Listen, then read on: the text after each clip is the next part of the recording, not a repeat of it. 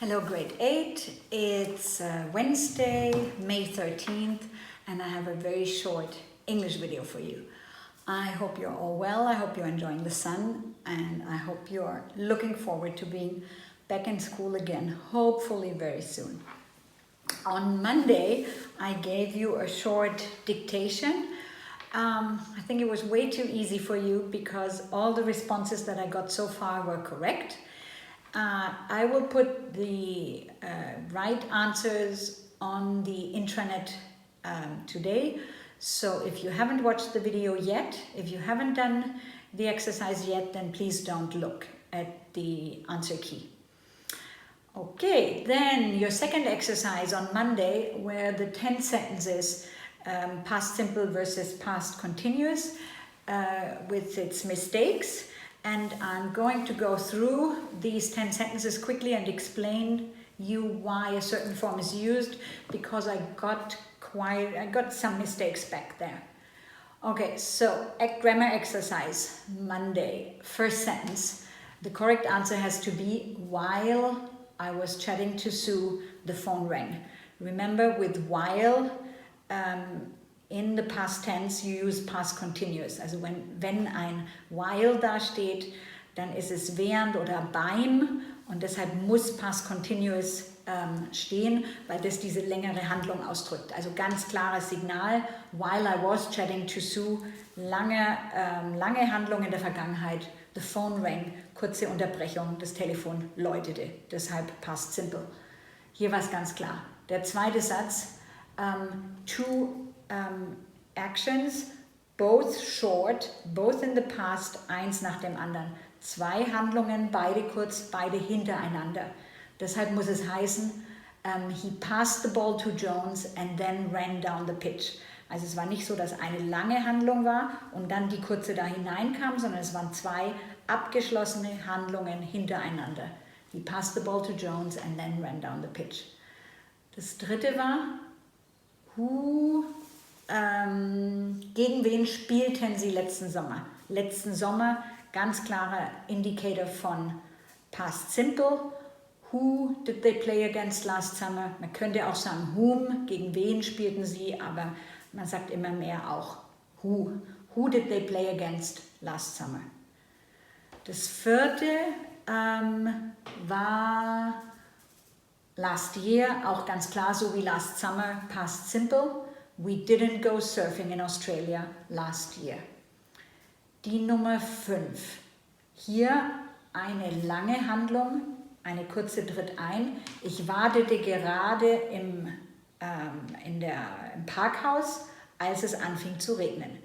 So, ich war gerade dabei zu warten und dann begann der Regen. I was waiting for you in the car park when it started to rain. When auch klarer Indikator für past simple, während while klarer Indikator ist für past continuous. Die Nummer 6, when he fell ill, past simple, he took some medicine, then he went to bed.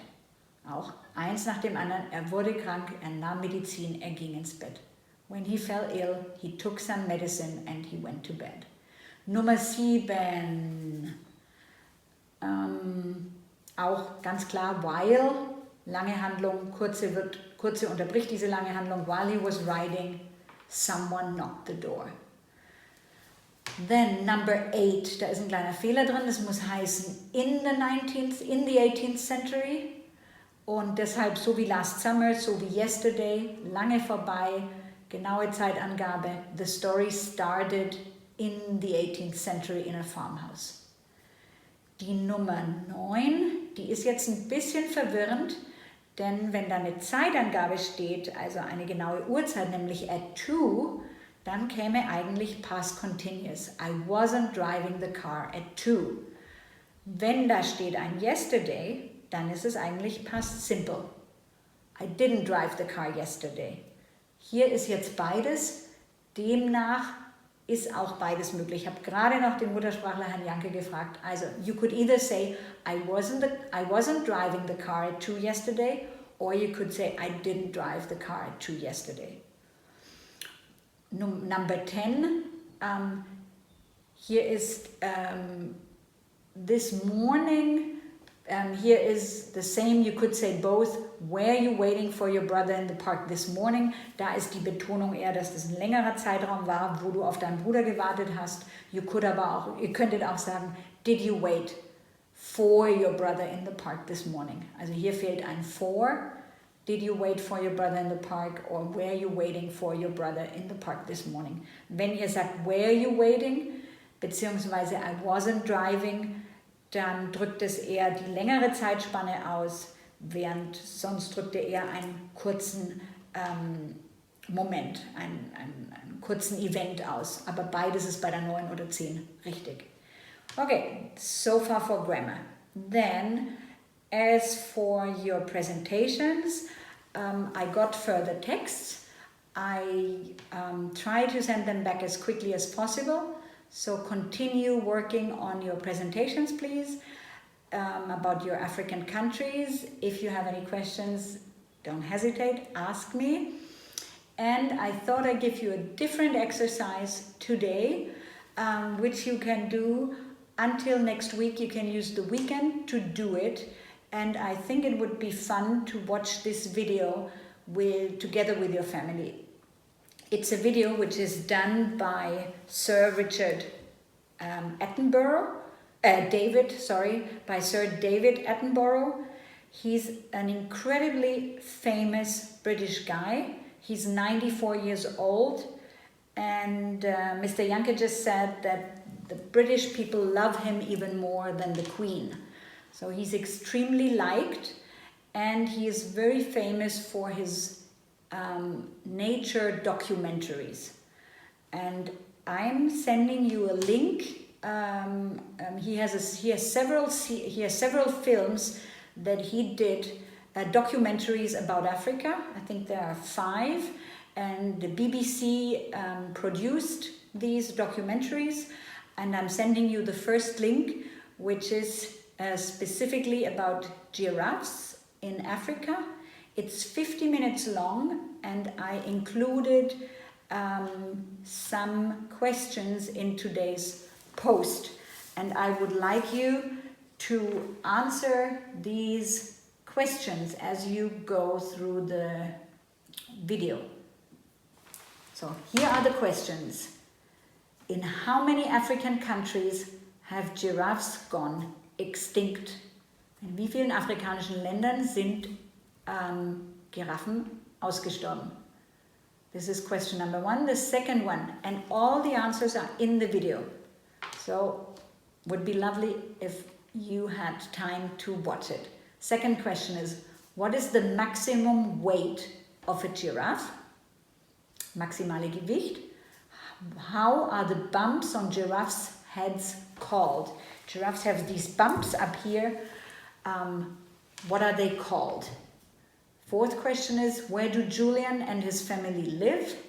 And where is Julian from? And then, are all giraffe patterns identical? You know, giraffes have patterns on their fur, on their skin, and are they identical? Does every giraffe have a similar pattern? Then, how many giraffes are left in wilderness around the world? David Attenborough gives a very clear number, or Julian gives a very clear number. How many species of giraffes are there? And what is the weight of a giraffe's heart? So these are the 3, 4, 5, 6, 7, 8, 9 questions for this video. And again, try to watch it with your family. It's really a beautiful video about most amazing African landscapes. For those who are, super busy with their presentation, you are permitted to not watch it, or at least to not do the questions, but definitely watch the video. It's really worth watching. I forgot one thing, sorry. Zoom conference, don't forget, is Wednesday at 5 p.m. I hope to see many of you. Okay, bye-bye, grade 8.